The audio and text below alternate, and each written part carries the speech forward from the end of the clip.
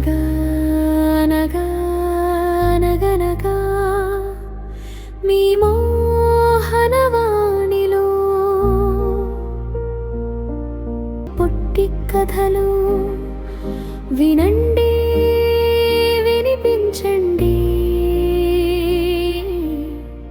వింటూనే ఉండండి. మోహనవాణి శ్రోతలకు నమస్కారాలు. మీరు కాఫీ తాగే ప్రతిసారి ఈ కథను గుర్తు చేసుకోండి. ఒకరోజు ప్రపంచ ప్రఖ్యాత యూనివర్సిటీకి చెందిన ఓ ప్రొఫెసర్ తన పాత మిత్రులను ఇంటికి ఆహ్వానించాడు. వారంతా జీవితంలో మంచి స్థాయికి ఎదిగిన వారు, పెద్ద పెద్ద ఉద్యోగాలు వ్యాపారాలు చేస్తూ ఉన్నారు. వాళ్ళతో చిట్చాట్ చేస్తున్నప్పుడు జీవితం చాలా బిజీగా మారినట్టు, ఒత్తిడిని లేకపోతున్నట్టు వారు మాట్లాడుకుంటూ జీవితం పట్ల అసహనం వ్యక్తం చేస్తున్నారు. ఆ మాటల మధ్యలో నుండి ప్రొఫెసర్ కిచెన్లోకి వెళ్ళి కాఫీని చేసి తీసుకొచ్చాడు. కానీ కాఫీని అందించే విధానం కొంచెం ప్రత్యేకంగా ఉంది. ఆ ప్రొఫెసరు కాఫీని రకరకాల గ్లాసుల్లో నింపి టేబుల్పై పెట్టాడు. వాటిలో కొన్ని సిల్వర్, స్టీల్, ప్లాస్టిక్, ఇంకా 1-2 క్రిస్టల్ గ్లాసులు కూడా ఉన్నాయి. అవన్నీ అక్కడ పెట్టి వాళ్ళ మిత్రులతో ప్రొఫెసర్ ఇలా అన్నాడు, ఈ టేబుల్ మీద కాఫీ ఉంది, మీకు నచ్చిన గ్లాసును తీసుకోండి. అందరూ ముందుకు వచ్చి ఎవరికి నచ్చిన గ్లాసు వాళ్ళు తీసుకొని తాగుతున్నారు.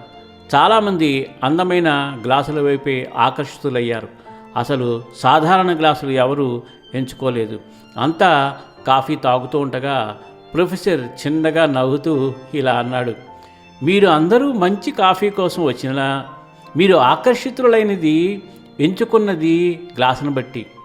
జీవితం కూడా అలానే. జీవితం అంటే కాఫీ. గ్లాసు అనేది మన ఉద్యోగం, డబ్బు, ప్రాపర్టీ, హోదా. ఇది మన జీవితానికి ఒక ప్యాకేజింగ్ మాత్రమే.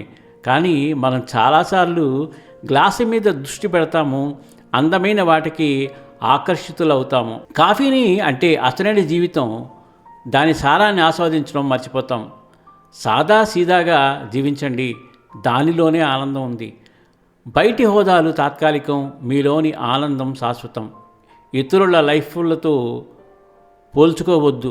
వారి గ్లాసు మినహాయించి అందరిది అదే కాఫీ.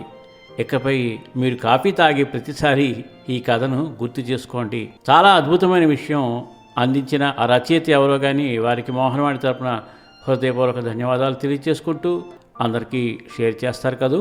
సర్వేజనా సుఖినో భవంతు, లోకా సమస్తా సుఖినో భవంతు. ధన్యవాదాలు. స్వస్తి. అనగా అనగా అనగనగా